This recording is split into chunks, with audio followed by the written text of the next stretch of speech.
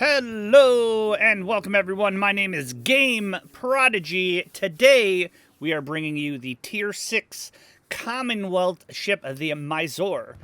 It has 3x3 152mm main armaments, a stock concealment of 10.7, and a maneuverability of 8.6. Everything about this ship, with a few exceptions, is going to remind you of a Fiji. In terms of armament, it looks almost identical to a Fiji with a little bit less armor, 16 in the front, 19 millimeters in the side. The deck armor has a very obvious flaw in it. 114 Citadel with the 9 millimeter top plate, protected by 19 and 51 millimeter armor. So this thing, if spotted, is going to be very, very prone to being Citadel. If you're used to playing the Fiji, the armor setup is almost identical, and you can expect similar results. In terms of the equipment, standard, the only thing I've changed is maneuverability. For the 21-point captain skills, I've gone with Grease the Gears, Consumables Enhancement, Adrenaline Rush, Superintendent, Top Grade Gunner, Outnumbered, and finally, Concealment Expert. The thing you'll notice about this is there's not a ton of options for the Mysore. With that, let's get right into the game. What this ship is going to excel at is going to be getting some flanking shots. You really want to have a DD spotting for you. I'm going to be constantly watching this Visby, hoping he's going to spot for me. Where it excels and what makes it different from the Fiji, there's going to be two things you're going to notice. One is its smoke. It has four, with Superintendent, it has 4 crawling smokes. So unlike the Fiji, you're going to be able to move around, which is a huge advantage. However, unlike the Fiji, it has no torpedoes.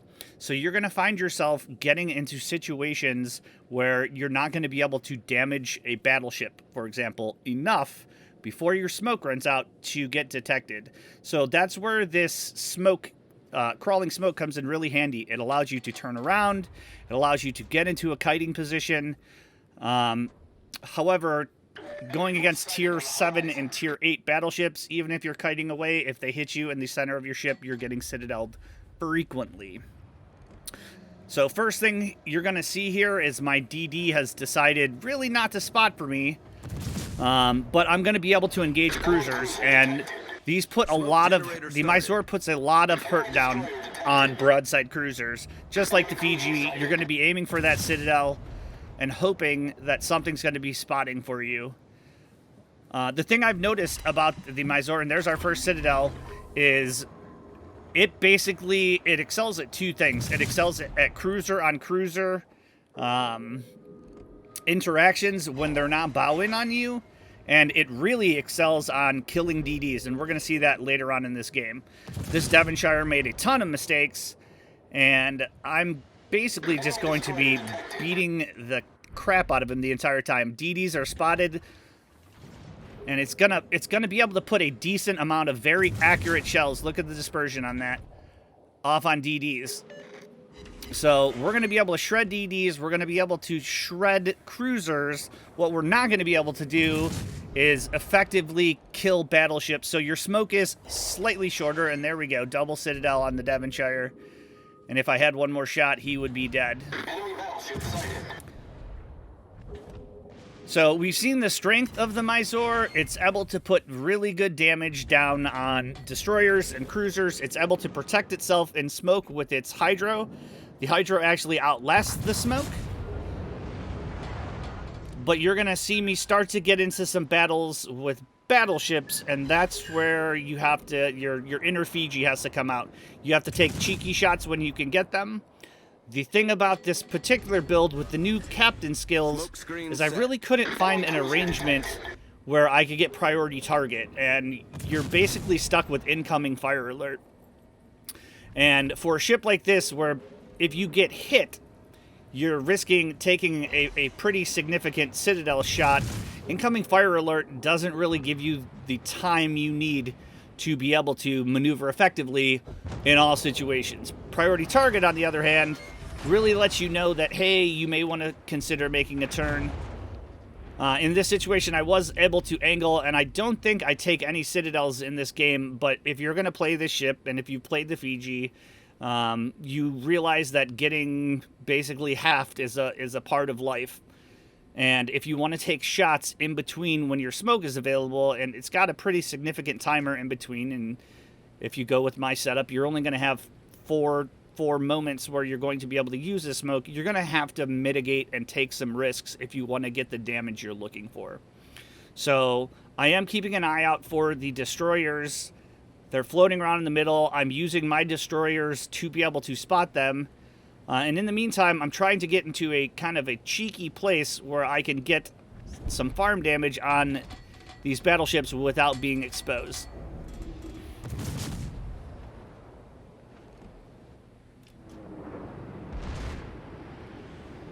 Yeah, doesn't look like it's going to happen in this particular situation. So at this point, my destroyers are spotting. I'm also kind of using the Nuremberg to act as my spotter, and I'm waiting for this smoke to be able to pop up again before I engage these battleships in any type of open water.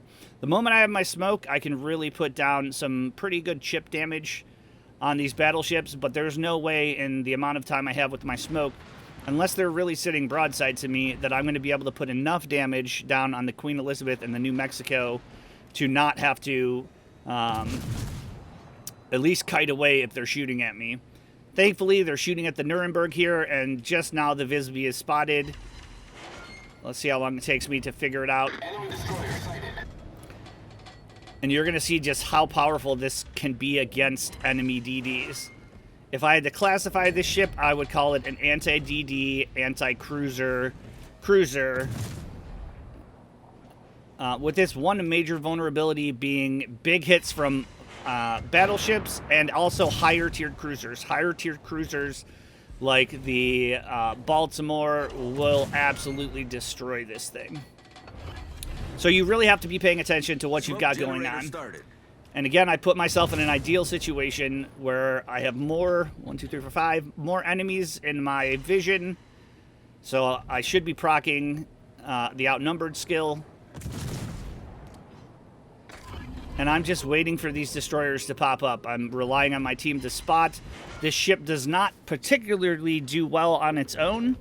However, I did have a few games with double CVs where I was able to get about 33 plane kills. It has a 5.8, I believe, or maybe, I think it's 5.8 AA range. Its AA does about 32 damage of continuous AA damage, and I believe somewhere in the 300 to 400 at close range. So it is able to provide a fairly good AA bubble and protect itself, and using its crawling smoke to get away from CVs.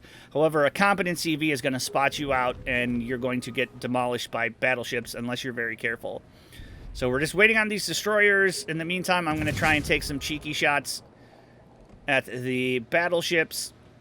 At this angle, I really can only hit them in superstructure, but if you're a Fiji player, these are shots you're used to. And now we're going to be able to put some hurt down on some destroyers.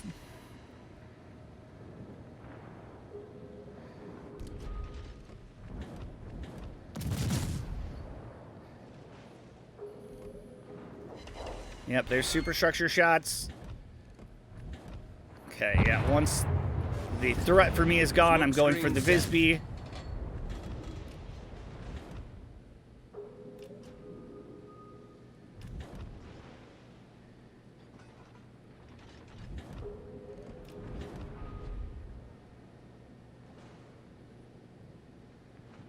And we basically have this, I believe it's a Farragut, stuck on this island. So as soon as he shows himself, I'm going to be able to kill him quite efficiently. He's got 2,500 left. Watch this dispersion. This is what makes this ship awesome. Little laser beams right at him, and in one shot, he is no longer. Destroyer sunk. Now, in the midst of all of this, the enemy somehow managed to get a DD into cap. No one on my team has communicated this, so I'm heading back towards the cap to deal with this Mutsuki. And it looks like we have one DD and a Fuso chasing him. And now it's a matter of, can I kite away from these battleships who if they hit me, would very quickly learn that I'm basically a Fiji. And if they can hit me through my deck armor, it's basically a guaranteed citadel. Very rarely in this ship are you going to get away with a battleship shooting at you, unless they just straight miss. Okay, other DD is spotted, and let's see how quickly we can chunk down this Visby.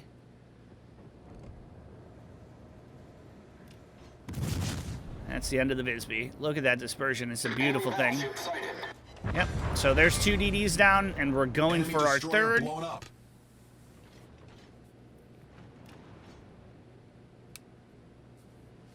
And I think between me and the Podvaski, this DD doesn't stand a chance. There he is. We've spotted him. And again, look how quickly I'm able to put huge damage down on destroyers. And there he goes. So that's all 3 destroyers that we contributed directly to killing. And now all we have left is battleships, and it looks like most of them are far away from me. So I'm going to go up the middle, attempt to get some type of farm damage on the Koenig or Normandy. Normandy's running away. And it looks like our T-61 is headed towards Cap, so that's likely how this game is going to end. But let's see if we can get a little extra damage or a kill before the game ends. The great thing about the Mysore is, in situations like this, it's almost like a secondary DD in the sense that it has very low detect, lower than the Fijis. And it's going to be able to allow you to get into optimum positions before you spring your smoke. And then once you spring your smoke, your hydro should be there to protect you. So it's got a great combination, and there's really nothing that you're sacrificing in order to be able to have this combination. So it looks like the Koenig is going to come forward, but he's I believe he's turning away. So they're running, and the T-61's in the Cap. There's not going to be much left of this game. Let's see if we can get some shots on the Koenig from max range.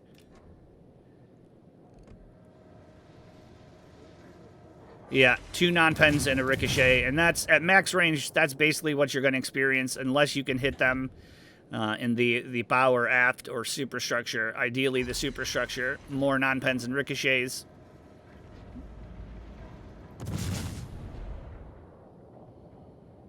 And basically, at this point, it's just cleanup.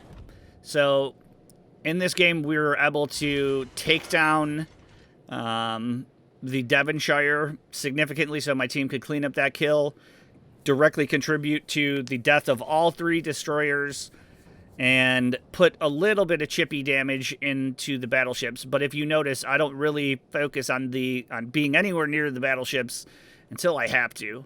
And I think that's just a smart way of playing the Mysore. You're going to find a lot of success, and you're going to end up very high on your team for damaging the destroyers and being able to put some high volume damage into the cruisers.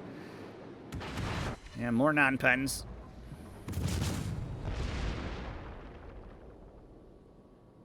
And it looks like the T-61 is now going to be capping uncontested. So we're going to get the W. Let's see if we can get any more damage or any kills. That Koenig is looking pretty tempting right now.